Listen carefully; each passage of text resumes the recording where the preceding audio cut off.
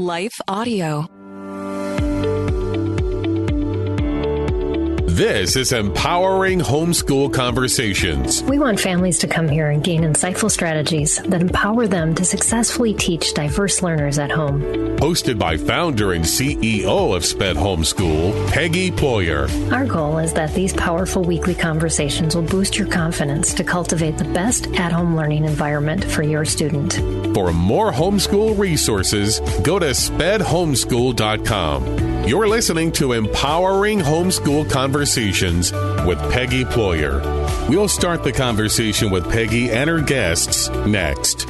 Hey everybody, I'm Dale. And I'm Tamara. We're hosts of the Kainos Project podcast, where we help you tackle ancient Christian truths in everyday settings. To learn more and subscribe, go to lifeaudio.com.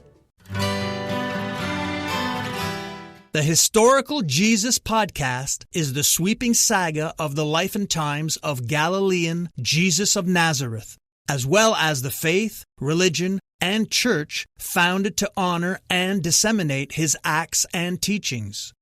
Join me, Mark Vinette, on this fascinating journey through time, exploring the many great works of Christian theology, literature, architecture, music, and art, inspired by the words and deeds of Jesus Christ. This is Empowering Homeschool Conversations, provided by SPED Homeschool, a nonprofit that empowers families to home educate diverse learners. To learn more, visit spedhomeschool.com. Here's Peggy Ployer. Today, we are going to talk about inclusive learning, empowering special needs families in homeschool co-ops. And I have a returning guest, Dawn Jackson. Dawn, I'm so happy to have you back again. And thank you for taking this very last minute invite from me. But Dawn is an educational consultant and learning specialist. She's certified special education teacher with a master's in special education, certified in learning styles as a learning styles coach and a certified health coach. Dawn is the owner and director of Solimar Academy, a program for students who think outside of the box and for parents who want to support a system for curriculum, tutoring, parent education, and consulting and collaborative and proactive solutions in coaching their child. She also offers coaching for co-ops that are interested in creating environments that welcome and support students with disabilities, and is in the process of creating an online program to do that. And I think all of that has come to a head and has you thinking a lot about this, and I'm super excited. But Dawn is going to share some really, really practical tips with us today, and I just can't wait to do that. So welcome back, Dawn. Nice to have you on the show again. Thank you, Peggy. I'm just so privileged to be here, and I just love your work and all the people that you have on. They're amazing, and thank you. I appreciate this. Absolutely. Yes. So you had a little story for me as we were sharing kind of behind the scenes in the green room before we went live. And we are live, by the way. I know I see you people popping on. If you have questions and comments, some of you sent them ahead of time. We're going to make sure we include those in the conversation as well. But if you have some about co-ops, experiences, things you want to share, just please put your comments, your questions in the feed. We would love to include those in the show. We know sometimes this is kind of a hurting situation for some of you, and I want to come out ahead of time and say, I get it. We were asked to basically leave a co-op after my son was asked to leave kindergarten. It's not always an easy road to find community. But yet there are people that want to, like Dawn, to create those environments, to help other people create those environments so that you have the ability to find community that's supportive. So yes, I would love, Dawn, for you to share a little bit of that story with us of how you kind of started this passion growing in you to start helping co-ops create these environments that are for families that have kids with disabilities at homeschool. Yeah, so as you all know, I come from the background of working in special education in a public school and then a charter private school now. And so I have several years experience, but one of the things that I have heard over the years, and specifically, is that a lot of families, parents with children with disabilities, feel like they have no place for them. There is just no place where they fit in. And even though I would encourage them, join a co-op, join a group. Well, we've tried that. It doesn't work. So you have to think about that, right? Like which part is not working? Right. Is it really the child, or is it the situation? It's kind of like learning styles. Is it the teacher or the way the teacher's teaching, Right. to the child? And so the thing that I realized recently, it was just kind of a God thing. Honestly, it was. Everything is in my life a God thing. I was listening to this podcast. It popped up on my phone. I don't even know where they came from. And I think I was checking them out one day, and then there they were, and they were talking about starting a co-op. And I thought, well, maybe that sounds really fun. Like maybe that's something I should do, but make it specifically for kids with disabilities. So they would have, a place where they can come and feel invited. But my thought was, I don't want it to just be like that. I want it to be for all children, but with a knowledge and an awareness of some of the things that we have to think about, right? Some of the things we have to be intentional about, I should say. So it's interesting because I ended up talking to those ladies that had that podcast, and they came alongside and coached me. And so they essentially told me, no, you shouldn't have a co-op. And I'm like, what? I'll marry. And so it was like, you should help people who have co-ops to figure out how to support families that have children. So shortly after that, one of the ladies reached out to me who had a co-op, and she said, I think you could help us because we just lost a family that, her kids both had ADHD or whatever their diagnosis was. And they came in and had to leave because they didn't work. So she said, I think you would be a benefit to us to teach us how to do this. And so that was really when I thought to myself, that's easy peasy to me. Create an environment that works for all children, right? Right. Not for everyone. Not for everyone. No, you're right. Yeah. That is very correct. When I homeschooled my children, we were in co-ops. And you didn't see kids with special needs diagnosed with any diagnosis in those settings. It has changed. The homeschool landscape has changed a lot. Right. We're seeing people come in and, and we saw the shift. It was just a little bit before COVID, maybe a year or two. But instead of people coming in for conferences, saying, well, I've got this child that kind of struggles and what do I do? And now people are handing me diagnosis and saying, what curriculum should I use with this diagnosis? And we're like, whoa, hold back. Right. But now there's even curriculum for diagnoses. I mean, that has, in the last 20 years, it's just been amazing change. But it's, it hasn't always been that way. Yeah. That's interesting. That's a whole nother topic. I have to Yes, it is. That's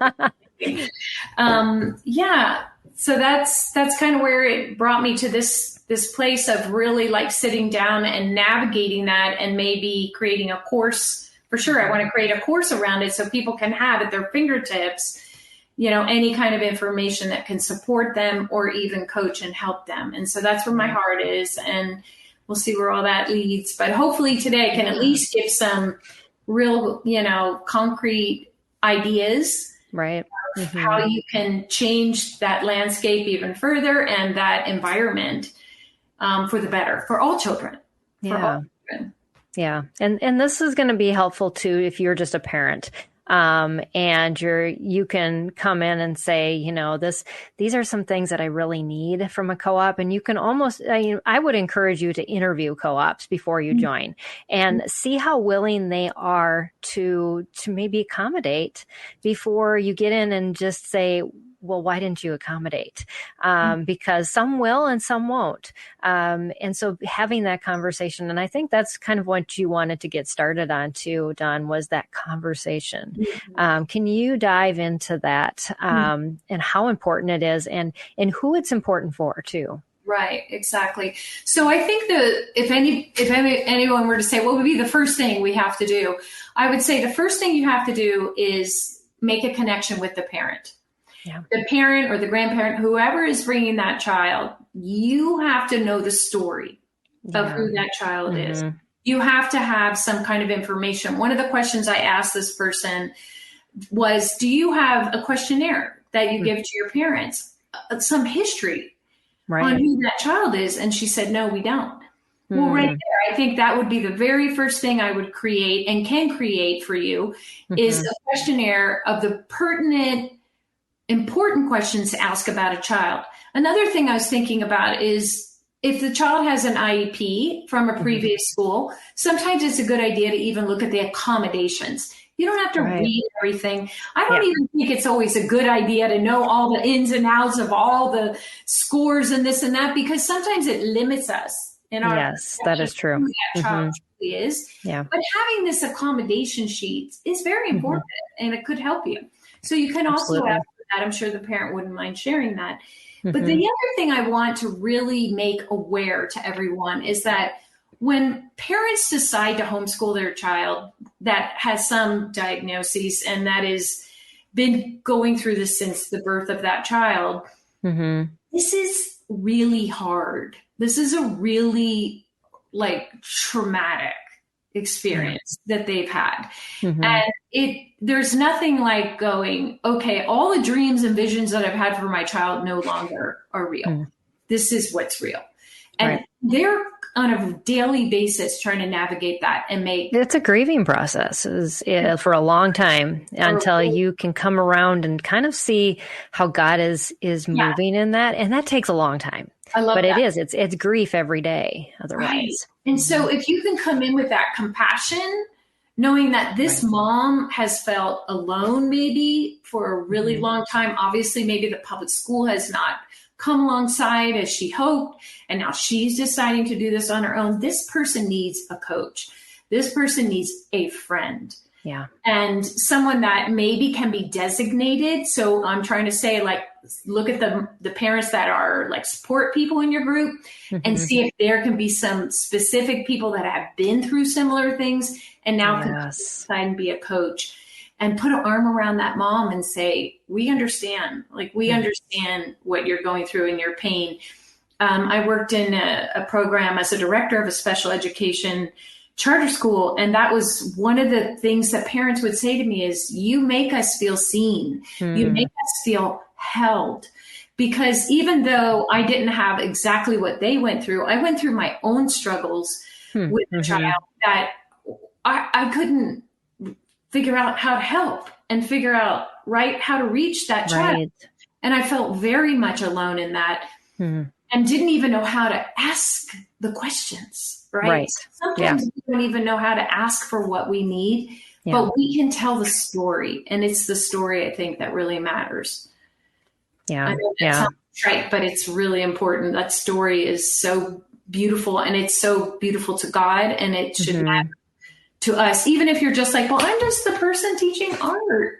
It matters. It matters. It truly does. One of our viewers on YouTube said, absolutely right. Spot on. Yeah. It is so true. We feel that.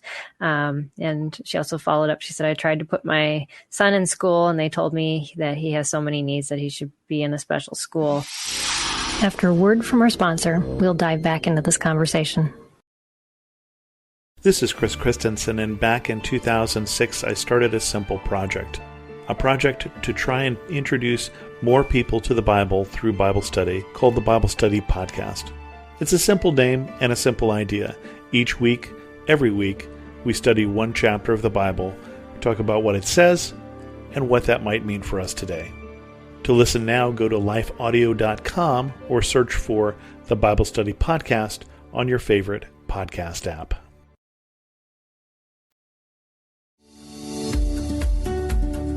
This is Empowering Homeschool Conversations, provided by SPED Homeschool. Go to spedhomeschool.com to get resources and support for teaching your unique learner at home. I was in that same situation. I knew my son was gifted, and yet what the school could do for him wasn't wasn't adequate. And so you bring them home knowing that's the right thing to do, but it's like I'm just surviving every day, and now I've got to find community. I've got to create my own community because, and it's a tough struggle. I mean, I was talking with Heidi St. John last week about in community and the importance of it. And so this is a really great follow-up this week, because a lot of times we leave with the question, that's great that I need it, but now how do I get it? And yeah. Let me speak to the other side of that now. For the person that's running a co-op or the group that's running a group. So you're probably saying, well, this child has too many needs and they don't fit into this situation. Right. The same as the school would say. Yeah. But the problem with that thinking is that it's conditional thinking. It's so built on expectations that are not realistic for any child. The purpose of a co-op is for community, is for celebration of what we're learning and why we are here. If you have a little guy sitting in the back doing a squishy ball during the whole lesson, and that's all he does, it matters. It does. He's there. I'm getting chills. He's there. He's gleaning. He's building relationships. He's being seen. He's seeing the world around him and how people are, I'm still going to cry now. It's a big thing for me. And being a child that never felt seen, that was my story. And so it's really important to me that kids are seen. And even though he's not sitting there doing the pen and paper thing, if you're doing too much pen and paper, you're doing too much pen and paper. Right. Because not all kids do that. And I'm going to get off on my trail and learning styles and all that. But I'm just saying to the person, don't worry about that. That doesn't matter. What matters is that they're there. You have a mommy there that needs to be loved, that needs to be cared for. Her heart is precious. She's been through trauma. She's still in trauma. And to come alongside and be a hero in the lives of that family, to say, our arms are wide enough. God's arms are wide enough. Exactly. That's pretty cool. That is really cool. Yeah. And so true. And there's so many grandparents now too that are homeschooling, and they had never seen themselves in that situation, that they would be raising their grandkids and homeschooling them. And so that's a whole nother dynamic, and being able to accept them as grandparents versus, well, you're not the parent. And so how do we fit these people into this co-op? Just kind of be thinking outside the box to all of these situations that come about, that you can really show a family love. You can. And it is love. And you don't have to have all the answers. Now, I would say there are some things to be aware of, like we're going to talk about today, that can make this process go smoother. One, the very first thing is love the parent or the person that's bringing that child. Second is lower your expectations. Stop thinking everything has to look like one way. And I'm coming from a teacher. Teacher, and I'm telling you, when I became a teacher of kids with learning challenges, that's when my whole life changed. And I thought, how do you reach them? How do you connect? How do I connect with them? How do I build intrinsic motivation so that they'll want to learn, they'll want to show up with everything they want? And so that's the thing. If we're thinking about the long-term goal, like what is the long-term goal? That they finish this piece of paper, right?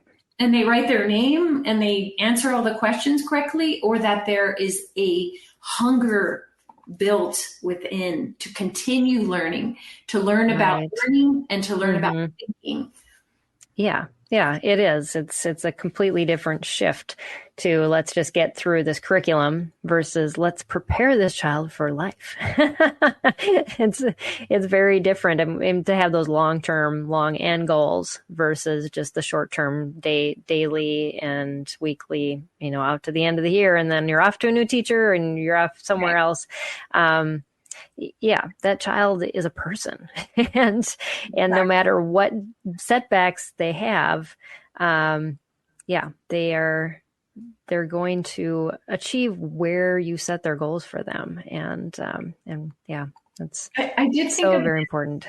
This other idea that, so think about this. You have a parent, she signs up, I'll teach the math class, so she comes in and teaches a math class, and all of a sudden there's little Sally there who's I don't know, throwing pencils or jumping on the desk or whatever. She's thinking, I didn't sign up for this.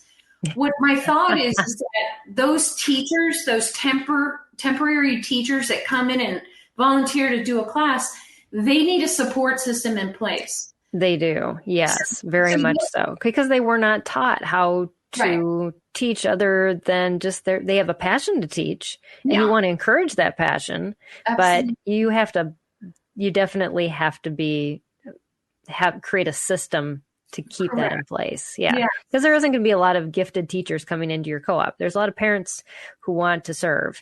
And but they don't have those experiences, and they don't know, and it may feel very awkward for them. And, I know sometimes people feel awkward if there's a child in a wheelchair and they don't have speech or language, and, they're only typing or their thoughts. But how do you engage with them? Right? All these nuances, these little tiny things.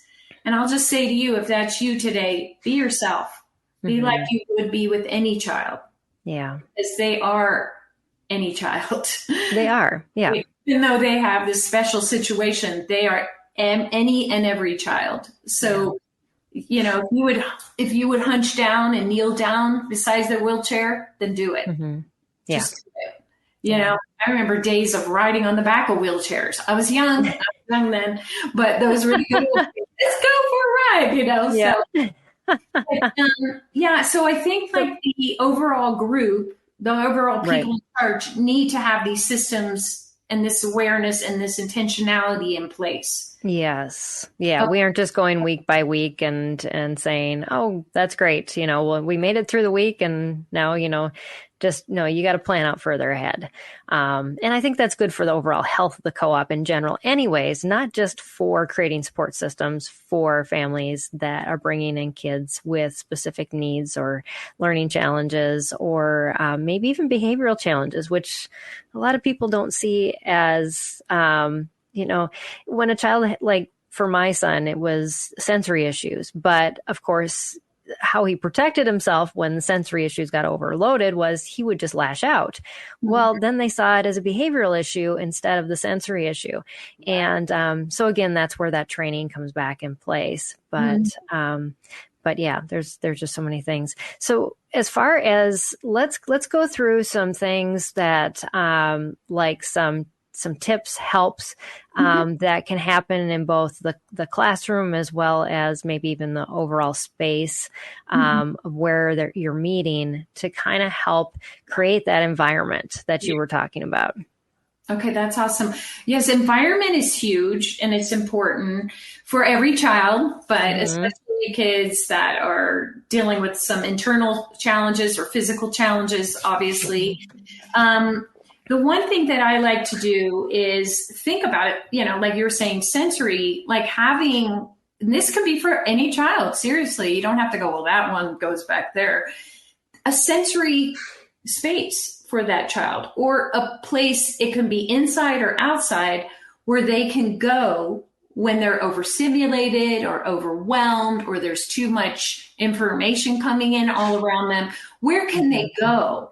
Where can they go to be quiet, to kind of self-regulate, right? Well, not kind of, but to self-regulate. Absolutely. There could be maybe a space in the back. I know when I was a teacher, there was always a space for movement, because I did a lot of movement classwork with kids. That let's go back and get out the jiggles. It was called a brain break or a movement break.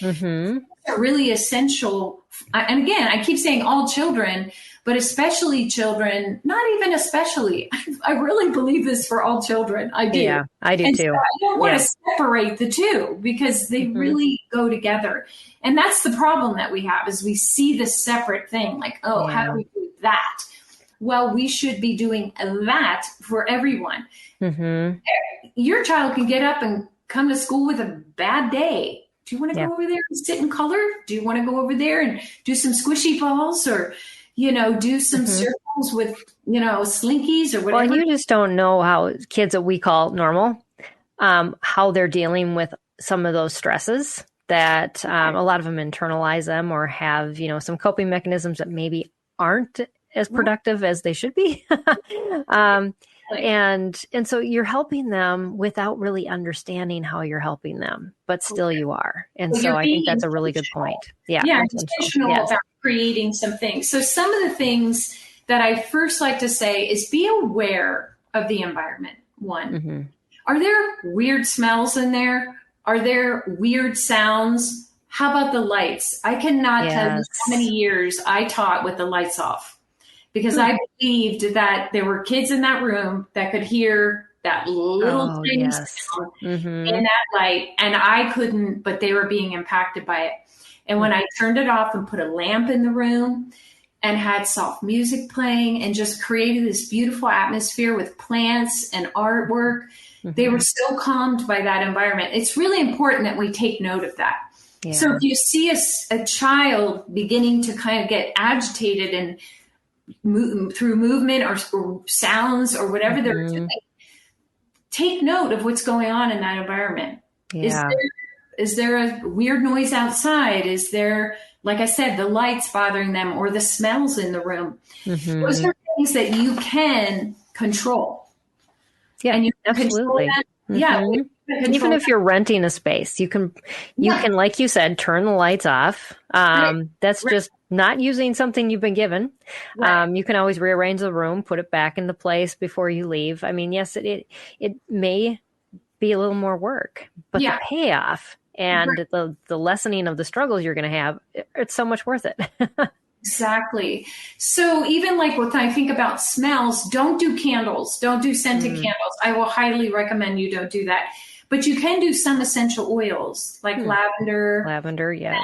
I know there's another one too I wrote down. It's like, I always use lavender because lavender is gentle and it seems like a lot of kids really like that smell. Yeah. One of the things that this is easy, you can move this from place to place, is having a bin and pre-plan specific tools within that bin.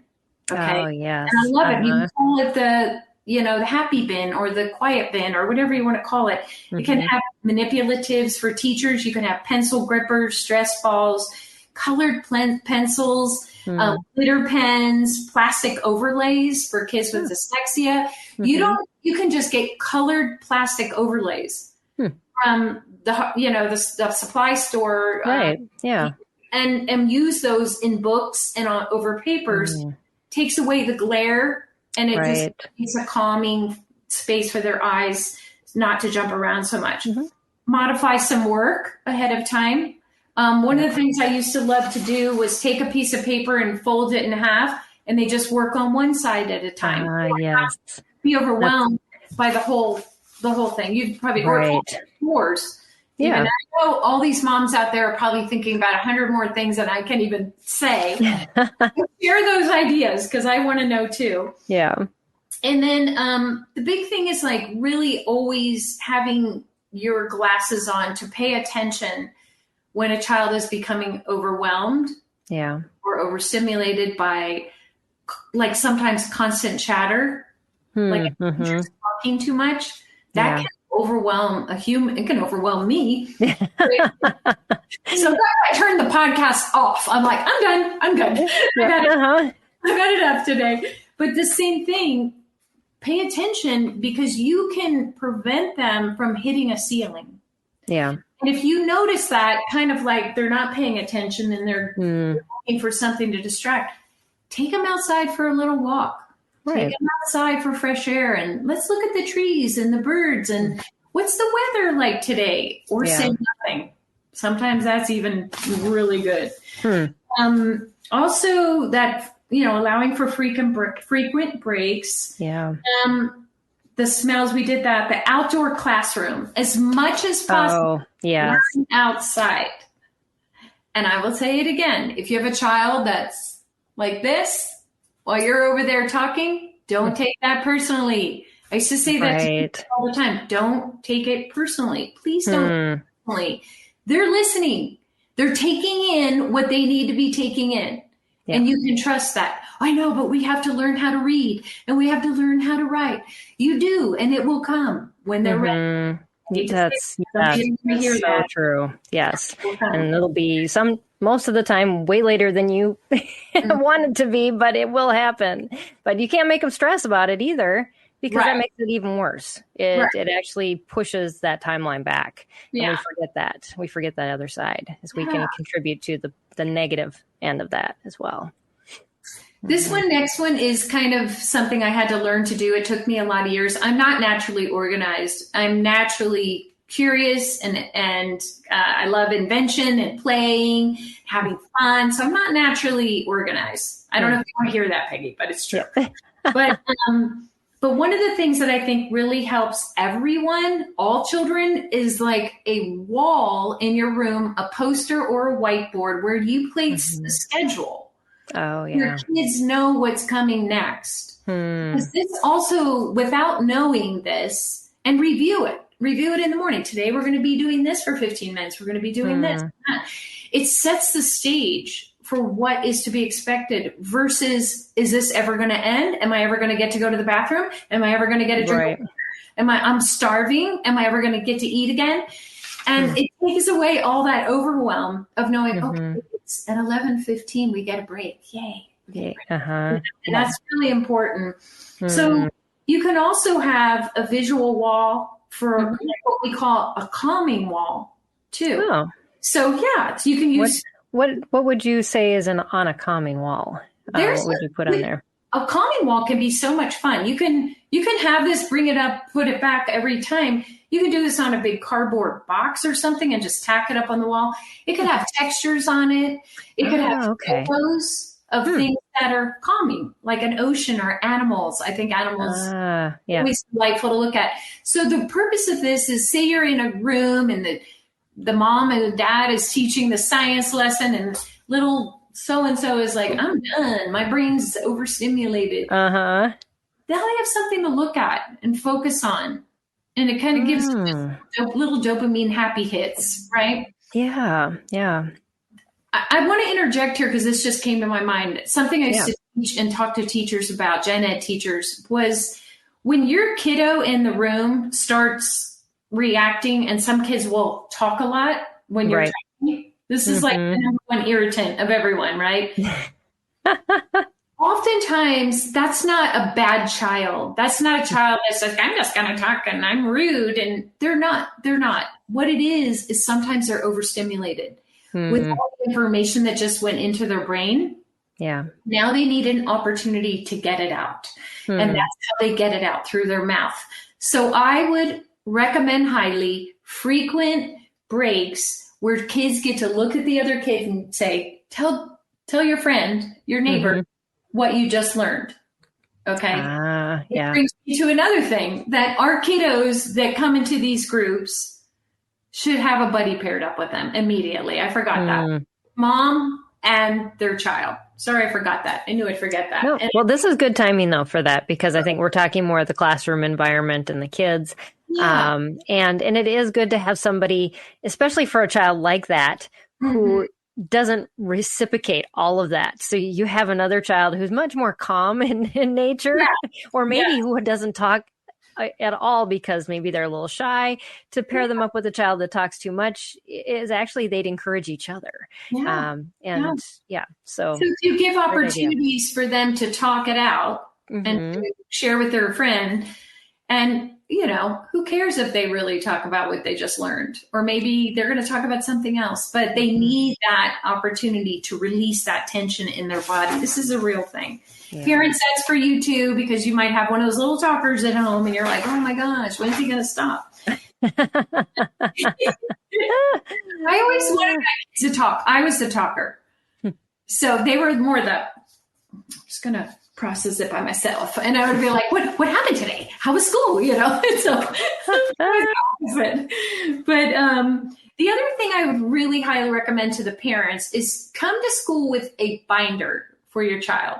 So a binder is a place where they can have some of their supplies and the things that they like, maybe their squishy toy or their fun eraser with Mr. Wiggly on the back of it, or just, tissues and the things that they need, a bottle of water, just that's basic. And we all know that. Yeah. And everything's accessible, and it's kind of all in where the child can find it and grab it and use it immediately. And I love this. I saw this once, a parent did this. They had a picture of the family in the binder. So when they were, separated or in a different space, they always had like a little picture of their mom or their siblings and their dog, things like that, things that were comforting to them. Right. I just thought that was so cute. That's probably a kindergarten thing, but I love it. I would have it. I have it. Hello. Yeah. Right? I mean, we have it. And so also in that binder can be the schedule cards. And as the schedule is happening, the child can flip the card or move it to the back. And now they know, we only have 3 cards to go. So, and the teacher can even say, move your card back, move your card next, or she moves the card on the board. That's another suggestion. Yeah. Want me to keep going? How are we doing? Yeah, no, that's really good. But having that communication, like, I think we're going back to almost like systems of the co-op and having, you have that consistent schedule. Usually every co-op has, this is like first hour, this is where, where everybody is in second. And how can we make that so so that schedule is comfortable for everyone and that we have enough transition time and, all of those things that we don't often think of. It's just like, that's the way we naturally do that. One of the things I want to talk about too is how do we engage that child that's on a different little bit of a track or is processing differently or has behavioral issues? How do we engage their mind, right? How do we intrinsically, somebody went away. Yeah, no, I'm trying to erase something, but it's not working. One of the ways that I could get any child to engage, and I used to have this little kindergarten who would like to stand on top of the tables, right? How do I get that child on track? How do I bring him back to the group? Right. One of the ways is movement. And my favorite, 2 things I used that were my favorites. One was a puppet. Too bad I didn't bring him on here today. He's sleeping in another room. I had this puppet since my daughter was little. I used it in homeschooling with her. And the second thing is a ball. 2 really cheap tools you can use. A puppet is great because the puppet can talk to the teacher about, what are we supposed to be doing right now? Oh, yeah, I know. Yes. I know. I don't think you know because I saw you doing other. So now I'm talking to the puppet. I'm not treating anyone. I'm not, pointing out anyone's name. I am interacting with Mr. Puppet, and I have lamb chop. I don't know if anybody. Actually, it's funny. I just published an article for the HEAV conference, and I actually referenced that exact puppet because I use that with my son often. Okay, Peggy, darn! I wish I would mention that to you. I would have brought lamb chop in. Well, I would love to create like a whole video on how to use puppets because there's such a magic. I have the most amazing stories where kids were like, "No, he's real. No, you can't do that. Lamb chop doesn't like that." And like they were, forget me as a teacher. We had to take care of lamb chop. And what did lamb chop think about how we're learning? Right. And I remember lamb chop telling the kids, "I can't learn my ABCs. It's too hard for me." And the kids were like encouraging him, so puppets are amazing. Balls are fun because you can get the group up where they're standing or sitting and toss the ball and ask a question. And it's quick, right? A song, music, they're finding all this brain information around soul connection, self-esteem, and music in children. If you're trying to get a message to a child, do it through a song. I literally have a sister, she's 60 years old, and she said, "Dawn, if you ever want to tell me anything," because you know me, I'm a coach and I like to tell people things. She's like, "Tell me in a song." So you bet your bottom dollar, I'm looking for songs for her all the time. Like, how would this song be for her? And to her for where she is. And I sent him instead of me yakking at her because she doesn't get it through my yakking. She gets it through music. And so I thought, that's a powerful thing to remember. If you're doing the ABCs, if you're doing the states, of America, United States of America, memorizing states. Do it in songs. Use other modes, right? Absolutely. Yes. Which leads me that to multisensory. multisensory, because that's where I always go. Your program should have multisensory approaches. You should have the visual. You should have, the kinesthetic, the hands-on, the auditory, minimal auditory, right? Now, there's a difference. Like, I know in our assessment, we find out if a child is auditory, that's one thing, but they can also be an auditory verbal. I may have shared this with you before. Yeah. What's an auditory verbal? Do you know? I can't. No. I'm going to put you on the spot. An auditory verbal learner is one that learns by saying it back out. Oh, okay. And hearing their voice say it. So moms, try this at home in your homeschooling to figure out is my child an auditory verbal? If you're teaching them a concept and they're like, blah, blah, blah, blah, blah, chances are they are.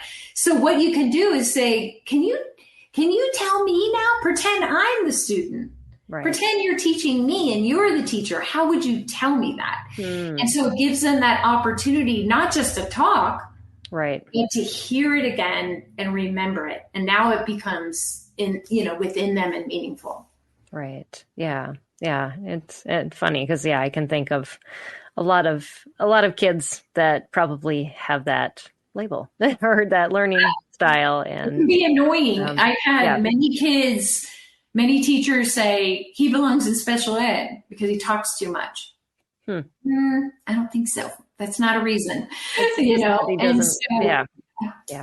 it's just different ways of learning. And, and if we don't accommodate them all, and we just don't even know what kids are just, barely getting by, that we wouldn't say have a disability, that could benefit from all of those things. And there's so many curriculums now. There's such good curriculum out there and a lot of them do provide extras. And we sometimes want to rush through and get, the lesson taught, but the extras are what ground that lesson. And we forget that. And it's so important. So important. Especially with this online learning. And you guys, I'm sorry, I'm not, there is a time and a place for it. And there are some amazing programs out there. There is a time and a place, but there has to be a balance. If you're just putting your little guy in front of a computer all day, let me tell you, he is not getting a whole lot of that. Very small percentage is he learning, really learning. Real learning comes through experiential experiences. So, okay, but you say, but I have to work all day and I can't watch him and I can't interact with him. That may be true. But what you could do is figure out, preview what he's learning online and create some learning opportunities around that. Okay, I want to make sure he does have manipulatives. I want to make sure he creates some cards around taking notes. How's he doing thinking maps? My most favorite thing in the whole wide world is a thinking map. And I know not all children are visual learners like that. I've only had a couple in my life that say, I don't like that. I don't like that. It felt messy and overwhelming. So they wanted linear notes. I'm like, notes? Who does lit? Okay, engineers do lit. There are some. And so I had to learn too. I had a lot to learn, even around learning styles. So that's why we like to look at the child's personality as well. Not just how do they learn, but how do they think about thinking? How do they think about learning? How do they think about themselves? And then, of course, that emotional intelligence piece of knowing, and I think that comes from knowing who you are in God and knowing who God is. And my most favorite line is God and you are not. And that if you can just rest in that and know that he's got you and he's got this situation. Absolutely. Yeah. And I think, as we get older, we learn more and more how that's true. So I know one thing you really wanted to talk about was games. I want to make sure we hit that. And then we've got some questions from viewers that I want to make sure that we hit on as well. Okay. So what I want to say about games, and I use those extensively throughout my teaching experience, you will never know the power, the magnitude of the power of playing a game with your child It's really sad because we've kind of moved away from that, right? We've moved to the TV or the computer games. I don't know. My kids are all from that gaming generation. So when we get together after Christmas, all we did was play games for a week. Let's talk about vocabulary, communication, connection, memories, right? And then learning, reading. Oh, I'm practicing reading. I'm reading out loud. I'm comprehending, right? All those skills, I mean, even if you're doing Monopoly, you're thinking about money, how to use money, right? How to count out things. So the power of games just for critical thinking skills, which is another biggie in my tool bag that I want to always process. Like, I don't talk at kids a whole lot. I'm talking at you guys, but I like to ask kids questions. Well, what do you think about that character? Do you think that's fair? What does it mean to be fair? Is God fair? Right? And so questions lead to questions. Seriously, my children were tormented. Yes. And some of them are still traumatized from the times I would stop the home-picked movie and go, what do you think about that character? Is that a good person? Or, or what do you think? Where's he going? And can you come, Mom, can we just do it at the end? Yeah. Okay, I didn't do it a lot, but I did do it. And because I was trying to capture the moment of the questions of learning, right? Of values, of what really mattered about processing, not just taking in information, but thinking about. Right. Yeah. Yeah. Yeah. It's good to stop because it teaches a habit too for our kids when they're, watching movies or reading books to ask those questions, because we've become such an information absorbing society that we don't ask questions anymore. We just accept everything as true, and we shouldn't. We should say, why is this making me think this way? Or, is this the way I should be? Can I share my pet peeve to the world? Sure. When kids go, last pet peeve, when kids go, how do you spell that? Or what does this mean? Instead of going, I don't know, you tell me. Or for spelling, what is the first sound that you hear? Right. What's the next sound? Even if they get a part of that word, they're thinking about their thinking. They're thinking about what's this word spelled versus just give me the answer. So as a parent, teach them how to break it down. Just like you would, right? If you're trying to spell a big word and you're writing something, you're like, how do I spell that?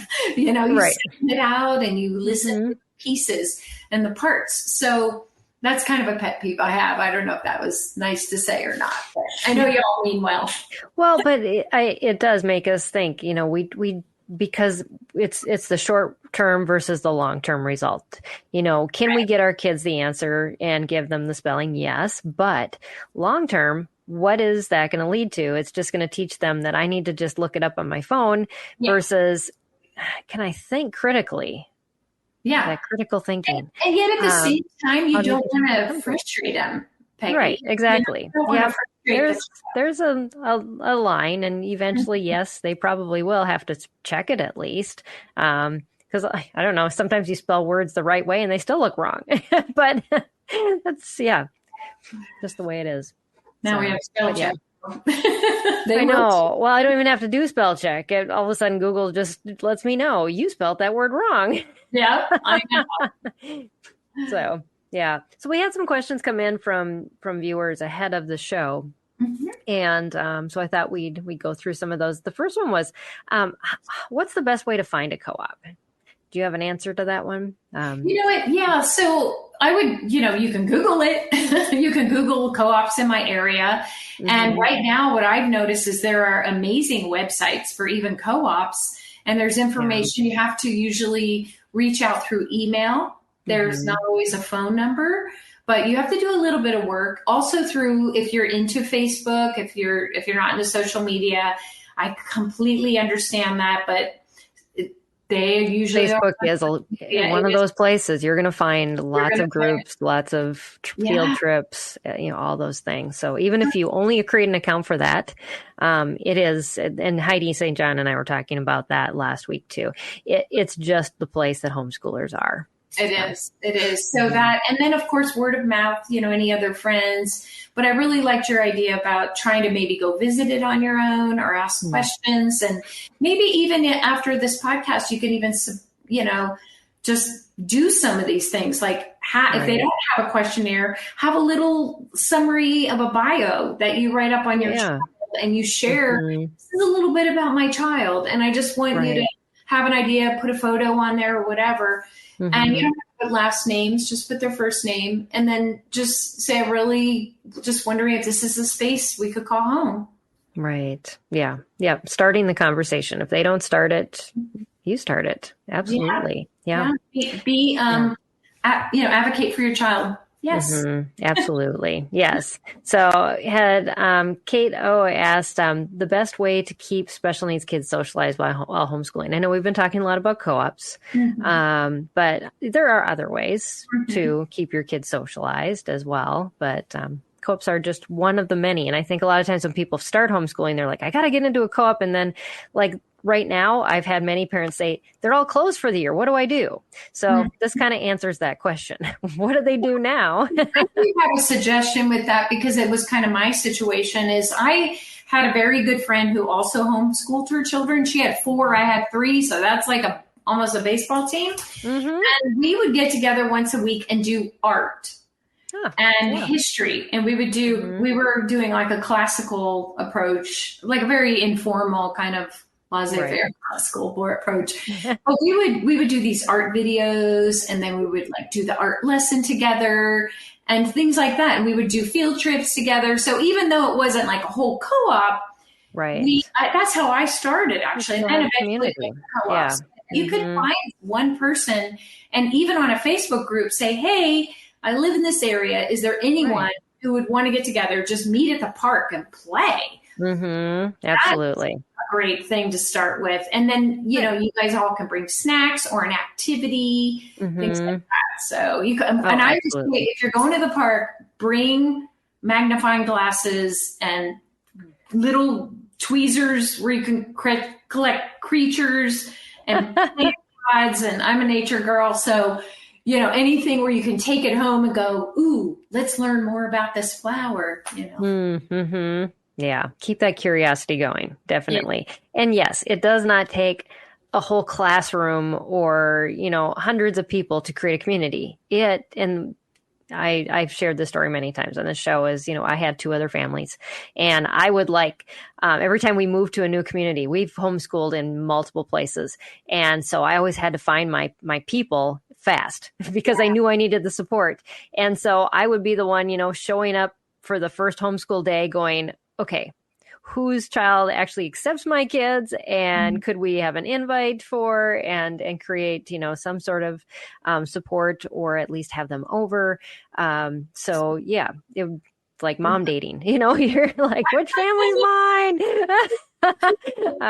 That's so great. That's a great idea. Not everyone is that brave, but remember, you're your child's advocate. God created you to be the parent of that beautiful child. And no one can do that. Now, eventually, I know there's another question coming up that I'm pretty excited to answer, but just making those connections. And you can even get on a homeschool group in your area and say, does anybody want to start a co-op?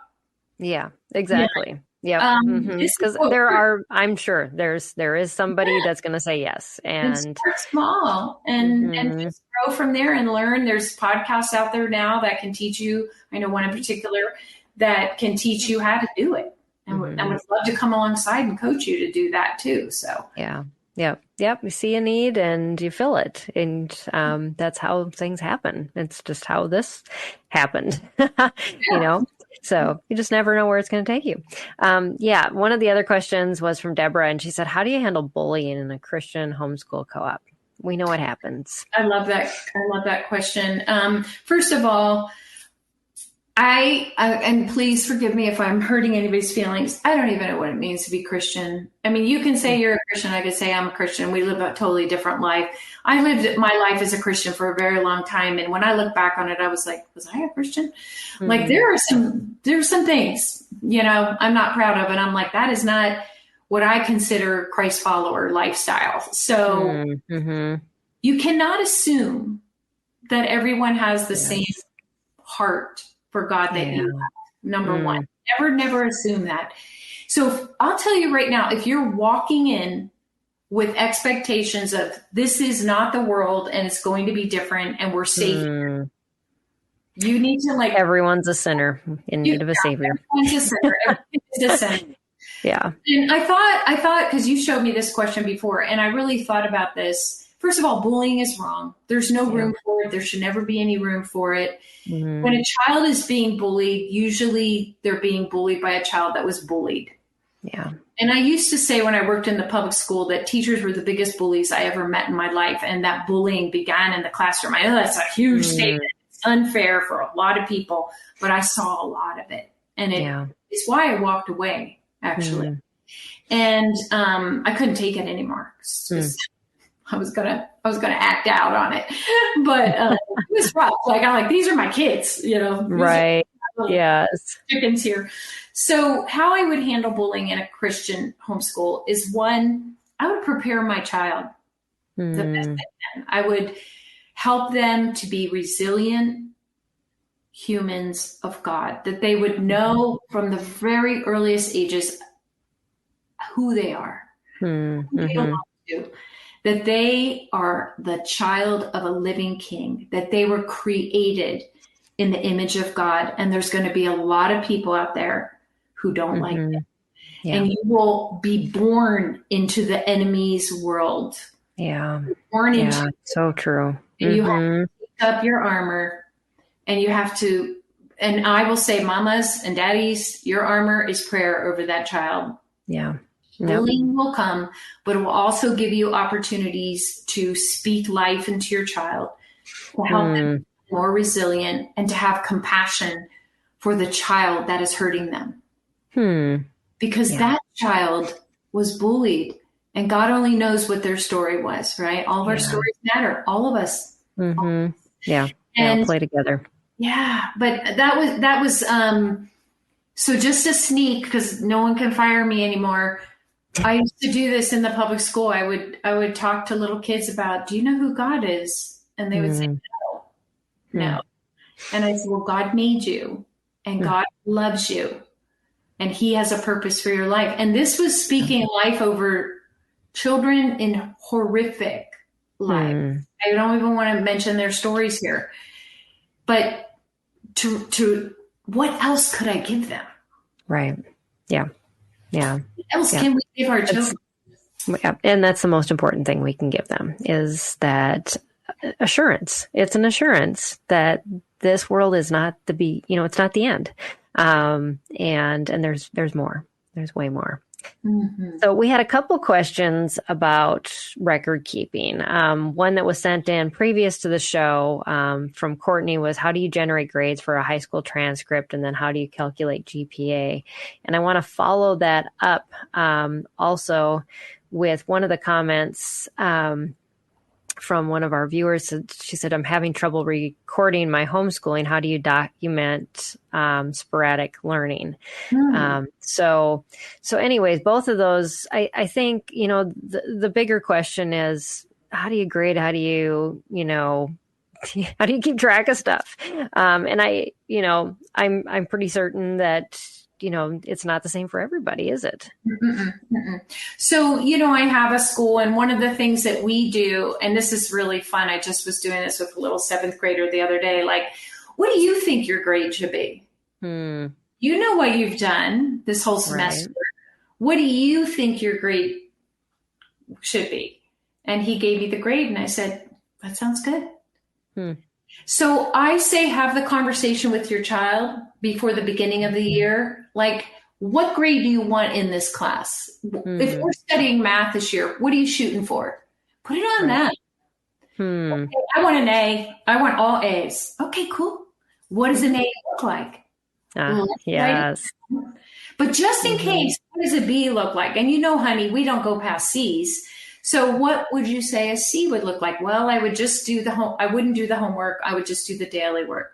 A B, I would do the homework, the daily work, and then some research on algebraic expressions. I don't know. Yeah. You know, I mean, and then, you guys discuss that. And then when that semester's over, so that's one way.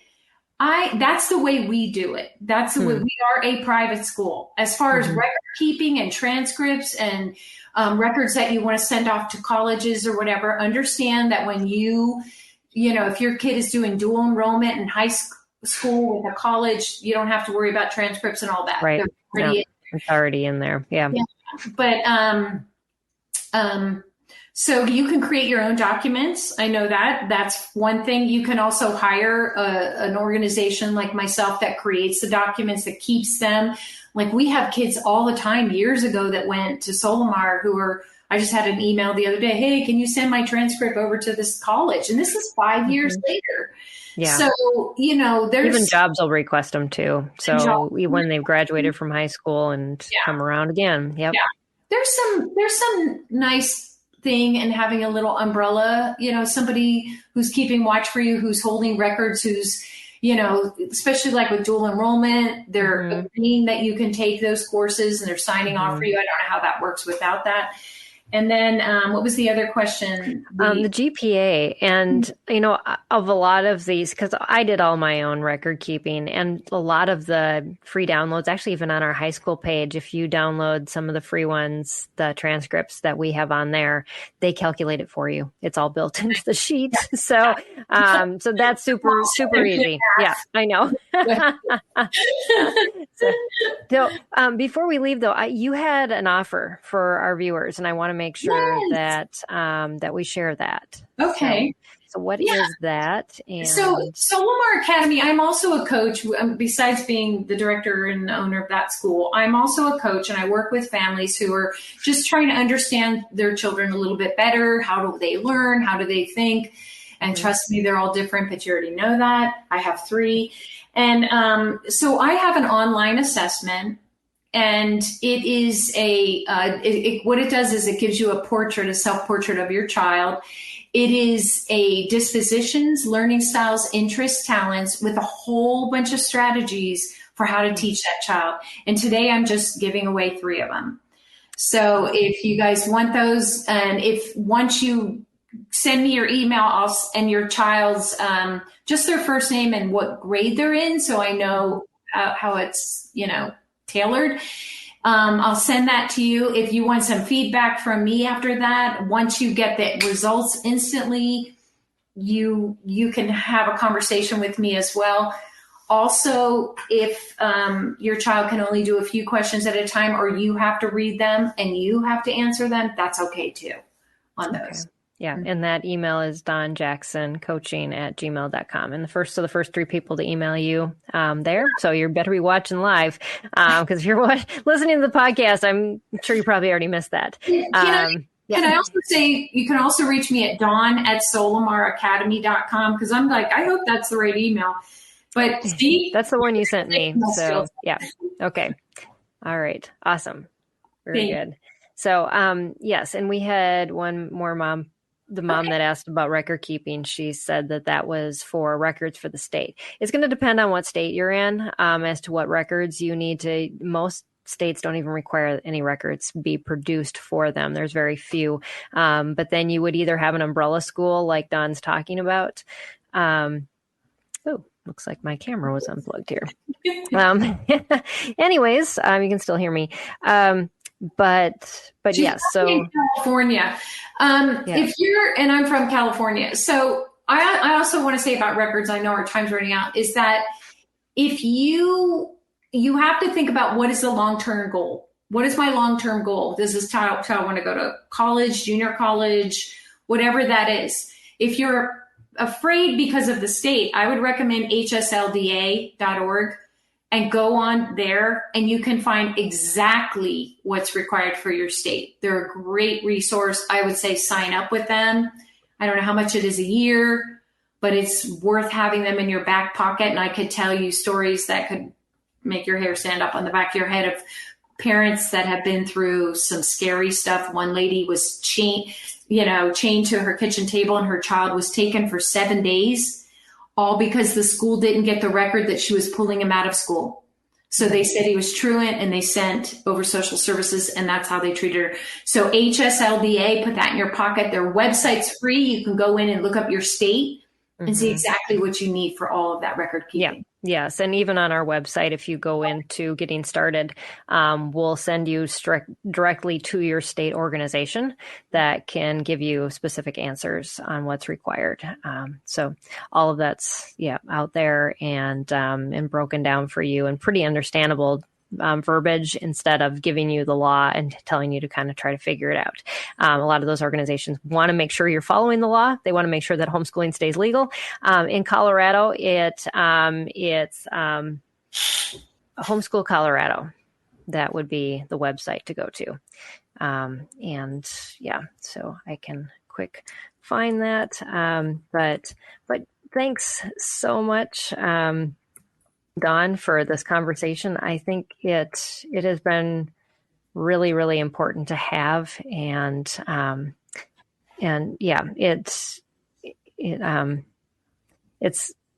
just praying, as we have these conversations more and more, that these resources would become more and more available to our families. I think my conversation last week with Heidi St. John, she said, if these resources and places were in place in every state, we wouldn't have people going back to the public school or saying, I just can't homeschool. There'd be more people saying, I want to homeschool because I have the support. I have what I need to make this successful. So just last note, if I could say anything, don't do it alone. Don't try it alone. I tried it alone. It was a disaster. It was beautiful, but it was a beautiful disaster. Some bad things came out of it. Please, please don't. Hire a coach. Talk to me. I'll talk to you for free. And I charge a lot. No, I don't. But you know what I mean? The profile, there is a charge, but not for you today. But just don't do it alone. Reach out to your community, talk to people, get to know people, because it's a lot and it can be overwhelming, but it's so possible. It is. Don't try to recreate the classroom in your home. It's never going to happen. No, it's not going to happen. Just and you really don't want it to. Or you'd still be there. Yeah, exactly. I'd still be there if it worked. I'd still be there, but yeah. All right. Well, thank you, Dawn. And we have some really exciting news coming up with SPED Homeschool. And Dawn is going to be part of that, but I'm not going to announce anything yet. But just to know that we have some things changing, and super excited about where God is leading that, just to give you some more variety and to really hit on some hard-hitting topics that we need to address as a community, and to give you the resources that you need, and the encouragement. And so just know that that's coming up on the show. Next week we are I'm sorry if you were waiting for this broadcast to be about boxes and going with your child's energy level. That got rescheduled. Actually, we haven't even set a date now for the reschedule. So that is coming up in the future. Just hasn't happened yet. But next week, we are going to be talking about science. Science at Home, a homeschool parent's guide to integrating STEM into everyday life. Making science like part of your life versus out of a school book. It is everywhere around you. And our guest has some great ways for you to be able to really be thinking about that. Thank you all for joining us and for joining the conversation. And yes, God bless to all of you. Thank you, Dawn. Appreciate you taking time out of your busy schedule. And I look forward to hearing how those free consults go that you've given away. And thank you for providing that for our audience. You're welcome. Absolutely. All right. Yep. Take care, everybody. And we'll see you next week here on Empowering Homeschool Conversations. Bye. I want to take just a second to thank the team at Life Audio for their partnership with us on this podcast. If you go to lifeaudio.com, you'll find dozens of other faith-centered podcasts in their network. They've got shows about prayer, Bible study, parenting, and more. This has been Empowering Homeschool Conversations with Peggy Ployer. There's no better way to start your day than spending time in God's Word and in prayer. Don't know where to start? we have a free daily prayer podcast created to help you do just that. The Your Daily Prayer podcast delivers a thoughtful devotional and timely prayer to you 7 days a week. Gain inspiration, faith, and encouragement with daily messages in 10 minutes or less. To start listening now, search Your Daily Prayer on your favorite podcast app or visit lifeaudio.com.